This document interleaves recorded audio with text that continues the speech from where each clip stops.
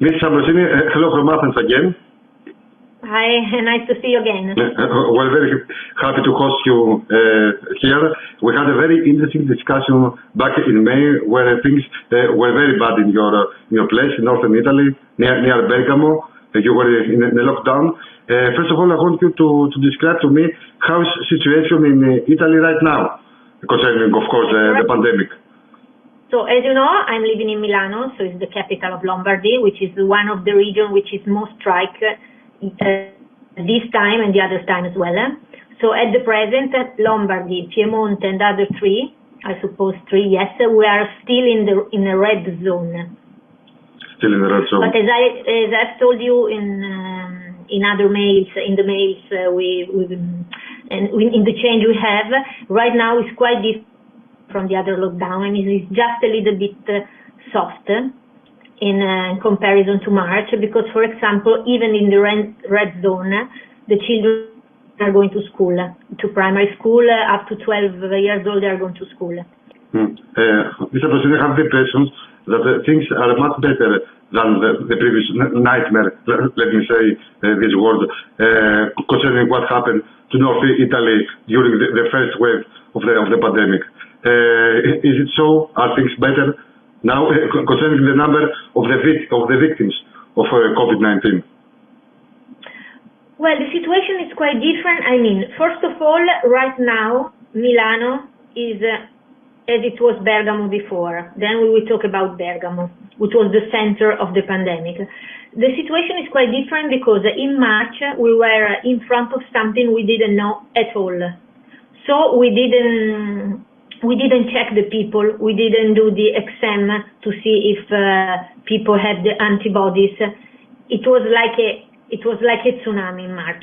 Now the problem is very difficult to face, also for hospitals, for doctors, for everything. Victims are arising. Maybe right now we are in a sort of balancing situation, because maybe the situation is stopping. But what is important to underline is that, yes, hospitals are in a difficult situation, but the situation is not like in March, when people went to hospitals hundreds and hundreds per day and they didn't know where to put them. Now it's hard. In particular places are harder. For example, in Milano, of course, in Mantova, there are different cities in Lombardy. In Torino and Piedmont, the situation is different. But it's not an alarm like before. I mean, everything they are doing now, the government is doing now, is just to prevent a wave similar to March. It's very high right now. Of course, victims are a lot. Yesterday we were something like 600 victims in a day. Yes. So 600 victims in a day, it's a number very close to April. Yes. But in any case, the situation inside the hospital are quite better. You know, Ms. Ambrosini, the second wave hits my country very hard. In Thessaloniki, the second biggest city, there are no more intensive care in the hospitals. So the situation is very bad. But how about in Bergamo? In Bergamo, who was in the epicenter of the pandemic, and we were seeing horrific scenes from there with a lot of victims. What's happening there right now? So there is not a scientific evidence, of course, about herd immunity.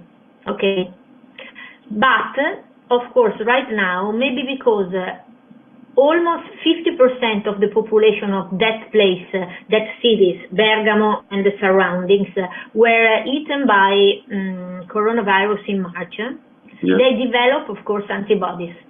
And for this reason, they are not getting sick now.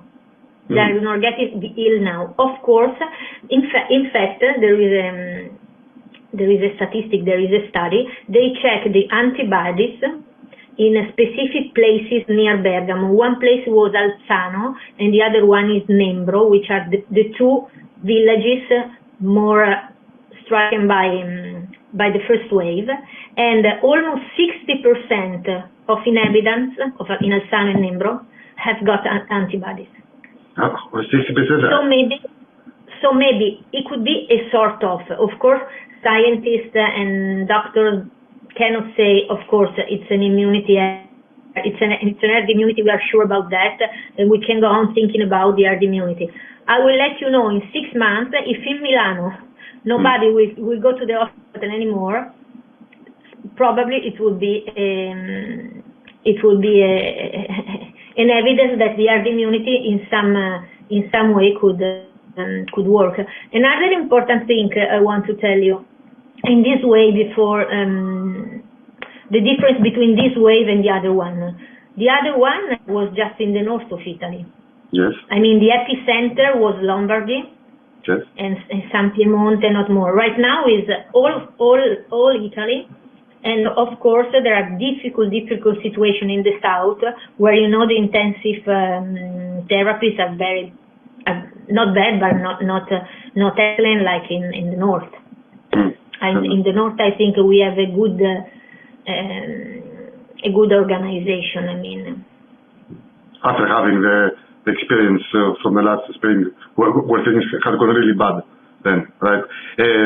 Ms. Ambrosini, I have the impression that scientists say that herd immunity can be achieved with around 70% of the population.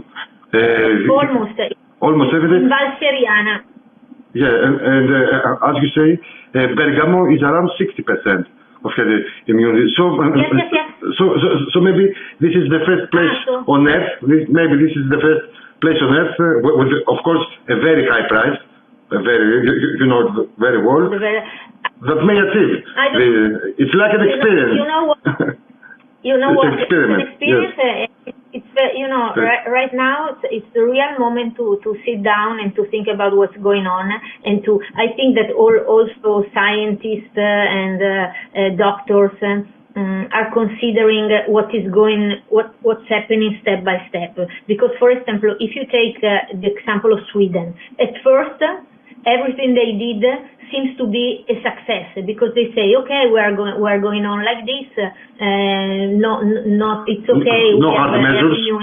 No hard measures. Yesterday, 70,000 contagious in days. So another case, which are very close to us, Switzerland. Yes. Me, in particular, my mother lives just on the border, and they were very free. I mean, no mask, no children going to school, restaurant, everything open. Yesterday, all the intensive care were full, no one remaining, and so I cannot, of course, make a judgment right now and say, okay, we are right to be to have such a restriction. We are not. Maybe in some months we will see if in Milano we will have 70% of population with antibodies. I will tell you, Sotiris, you're right. I mean, it's an herd immunity. I hope so. Okay. I hope so. I hope so as well, Mr. Ambrosini.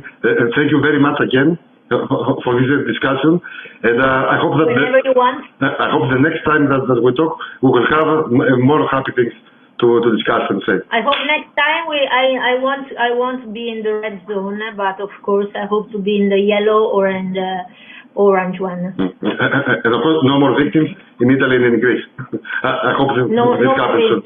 Right now we are, you know, what I can notice as a colleague, I can tell you what I noticed as a colleague, is that in any case in the last 2 weeks, the situation of contagious per day and victims are always very high. Always, but are not growing. I mean, we make something like 200,000 tests per day. Yes. And more or less we have from 30 to 35,000 positives. And of course a lot of victims, which the most was around in the last week was the 700 a day. But for example, scientists and doctors are saying that in the next 2 weeks, following a statistic study, also the victim would stop. I mean, they won't increase anymore. There are a lot, of course, but it's sort of a situation which is trying to get a stability in the. Yes. Yes, we will see. We will see. Thank you, Ms. Ambrosini. Thank you, Sophia. You have our greetings from Athens.